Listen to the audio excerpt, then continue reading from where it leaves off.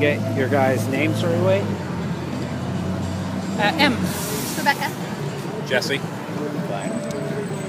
If you guys can tell me quickly how you feel about Pride and the week long that's happening with the Pride Festival. I think it's a lot of fun. I love coming to the festival when everybody's so happy. I mean, for the vast majority of people you run into here, everybody's happy to be here, happy to wear rainbows and just smile, and it's great. Nice. And if this might be a personal question, if I can ask, how long have you been gay or straight? Or gay or lesbian? I'm straight, actually. Okay. Have been all of my life. I never really went through any period of doubt. I am too, man. It's all right, but it's nice that you're supporting your friends and everything and family. Absolutely, I wouldn't miss it. Nice. I'm gay and trans. Okay. And how long have you been in trans for? Well, my whole life. Nice. But out about maybe 4 years, maybe. And if you had anything to offer younger people that have went through what you went through, do you have any advice for them? There's some support groups in London, like the ABC support group is where I got a lot of help and where to get started. There's several support groups here in London if you look around. There's a lot of outreach at the Western University as well that was also really helpful, and they had lots of counseling services and stuff. I also know the HIV clinic downtown has a support group there. Yeah. Okay, that's good. I think that is the ABC group. That's AB? Yeah. Okay. And how do you guys feel about people like this who pretty much belittle you guys for your rights as humans? Has he been belittling? Because when we walked by, all he was talking about was Jesus and basic religious stuff, and I didn't hear him saying anything terribly controversial. Do you suppose that his goal is to discourage homosexual behavior? That's why he's preaching about Jesus at a pride parade? I guess, which I can't really support, but people have their rights to religious freedom. People have the right to religious freedom, people have the right to freedom of speech, and we can also exercise our right to freedom of speech and tell people like that what they're saying is hateful and completely fucking ridiculous and that we're not going to stand for it. Well, that's true too. Well, it's good to understand I have that, because when I walked up, that's the first thing I hear is you're going to hell, you're doing this, and as a person who is a Christian, unbelievable that I don't believe in. God is love. You're made the way you're made, Yeah. and you're here to love the people around you. Absolutely. And if you want, you can choose to speak however you want to speak, but that doesn't mean that people around you need to choose to listen. So. And that's understand that we all have a freedom of speech, and we all can choose to agree or disagree when it comes down to it. Anything else you guys want to add about this weekend? Well, about the religious guy, I think love turns people around a lot better than hate does. So if he wants to say his piece, as long as he keeps it peaceful and quiet and polite, then he can say what he wants, and I'm happy with him to just stand there and speak his feelings. But if he gets a mob going, or if he gets offensive or hateful, then he needs to move on. Yeah, and that's why I was telling the one individual with him that you can lead a horse to water, but you can't make him drink. And doing it in an angry, aggressive way or a belittling way won't help out at all. The end result is they're a dying breed. I mean, the change that's happening right now is not going to go backwards. No. I mean, all these people they're becoming further and further and further pushed into a corner, and they're getting more and more defensive as they lose more and more ground, as more and more change continues to happen and more progressive movement happens. They're slowly realizing that they're becoming dinosaurs and are being left behind. So they either have to move on, or there's just not going to be places for them in the future. Yeah, well, we're in a new era. We're now in 2015, and we're not back in the Stone Age anymore. It's a new world, a new reality. And I think it's great that you guys are supporting as friends or as a fellow person in the gay society. And I'd like to thank you for the interview. Thank you.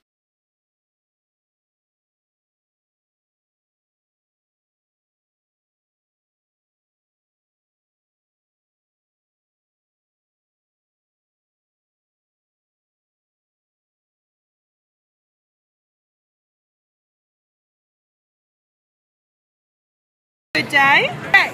Do you want to take it in front of the... Oh, sure. Go ahead. Hi, this is Samuel Ritchie. And I'm Allie Mathewson. So let me hear about your experience from London Pride this past week. I love it. I'm a travel agent with Flight Centre, and this is our first year participating in London Pride, so we're really excited to be here. And I'm really pleased with our results. We've been giving lots of stuff away. We've been meeting a lot of cool, beautiful people, and it's just so awesome to have such a beautiful day and see many people out here. Yeah, and see a lot of support that's happening with Pride and everything, and the human rights comes along with it. Yeah, there's so much, so many people supporting really good causes here, and it's just so happy to see that everybody's so keen and happy. And my way walking in here, I've seen like the churchgoers on the other end. Yeah. How do you guys feel about that? With people pretty much putting down what you believe in and your rights. I don't know. I'm pretty sure that's the whole reason why we're all here, right? Isn't that the reason why we're all here supporting Pride? So good for them. And if they're welcoming everybody into their church, then they have just as much right to be here as everybody else. Indeed. And if you could give any advice for a younger person in society coming out, and because I know for me, my niece just came out of the closet a month ago. Oh, cool. And she's 18. And if you would have any advice for the younger youth, would you could you give any? I know my best friend is gay, and I was a very good friend with her when she came out of the closet.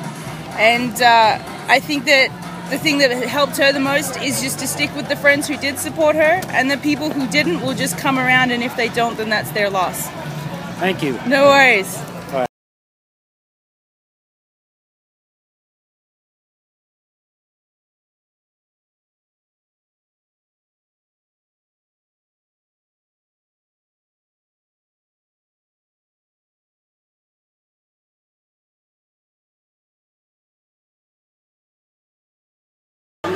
Hey, this is Sam once again. I'm with Blair Henry. And Denise Hishchak. We're with the Regional HIV and AIDS Connection.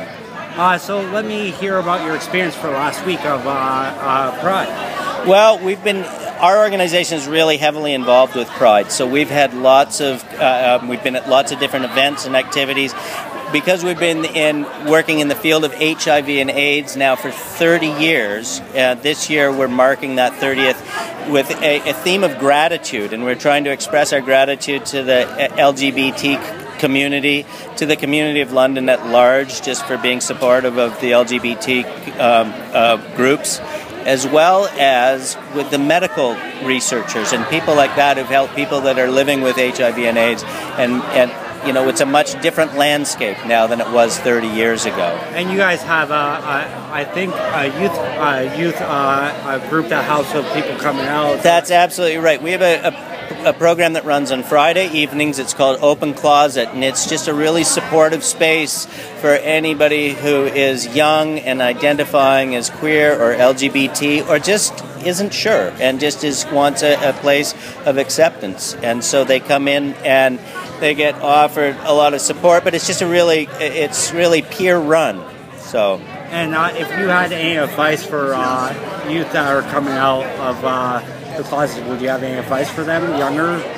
Yeah, the big piece of advice is reach out into the community, because this is not an easy process for a lot of people to go through, about this understanding yourself and self-discovery and being secure in that, and recognize that there's places like Open Closet, as well as many, many other organizations in the city that can help you through that. There's no sense going through a struggle like that on your own. And so you would say there's a lot of understanding and support in our London area for people that are coming out. And absolutely, and one of your key sources is to come to the Regional HIV and AIDS Connection. You know, that's one of the places where if you're not good fit with our organization, we know what groups are out there within the city. And for those people that, because when I was walking, I seen the church group putting down, pretty much believing how I felt. My niece is a lesbian, just came out of the closet a couple of months ago. She's only 18. I actually know about your group because I promoted to her. Oh, fantastic. Through a person that used to work there. How do you feel about that when people are here pretty much putting down what you believe in? Well, you know, I don't know where they are in their lives or their process or their belief structure, and all I know is that if we're staying positive, we're out there promoting things in a great way. You know, and I know that gay marriage isn't destroying the institution of marriage. The heterosexual population is doing that on their own. You know, like we just have to take a look at Britney Spears or any of those. You know, they can handle that on their own. So I look at that whole situation to say that we're just out here being positive. Our organization is really sex positive. It doesn't matter what your kink is, whether you're straight or whether you're gay or whether you identify as queer or trans. That's not the issue. It's the issue, how do you stay safe? Also with things like intravenous drug use as well. How do you mitigate the risks? You have a mental health situation, which is addiction. How do you stay physically safe? By using cleans and good techniques in terms of IV drug use. Yeah, so it's about keeping people safe and healthy. Yeah. And supporting them, really, when it comes down to it. You guys support anybody. It doesn't matter what you look like, what sex you are, and what you believe in. You guys support them. Yeah, we're going to help them. And if we don't support them, if it's not within the mandate of our organization, one of the people in our organization will direct you to the right place to look for help and to get that support. And we do a hard transfer. We won't just say, go and talk to this person. We'll facilitate a phone call or take you actually right to their door and introduce you. And as a volunteer and a peer support worker, it is the most amazing place in the world to volunteer, and it's such a friendly organization, and I highly recommend, if you're looking for a volunteer placement, to definitely check it out, and it's the most amazing place in the world to work. I love it. And if people are listening, can you give them the address of where it's at? Our address is 186 King Street. Now, it's going to be hard to find because, unfortunately, there's still a lot of stigma with regards to HIV and AIDS. So we don't have a sign on the front of our building. We're at 186 King Street, and just right near King and Richmond. And you look for the address, come on in. Once you're in the front door, there's plenty of signage. And any last comments you'd like to make about this past week or anything else? You know, it's just a real privilege to be doing the work that I get to do, and also to be participating in Pride. I was at the first Pride March 21 years ago here in London, and it's gone from, I think, 7 groups marching to, well, today it was just fantastic, a huge parade. It was my first march, and I am still on a high about it. I absolutely loved it. Good.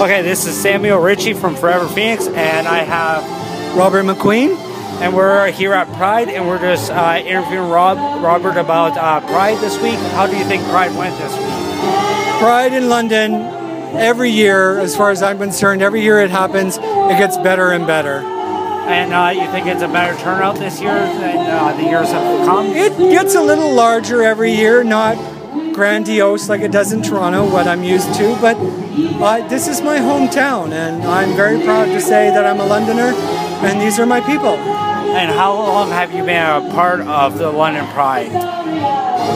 London Pride, or whatever it used to be called, I would go back at least 30 years myself.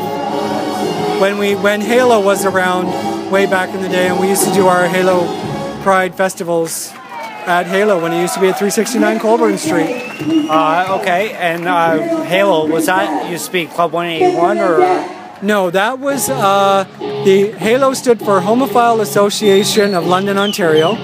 They used to be located at 369 Colburn Street, and they were around for a little over 25 years. It was by membership.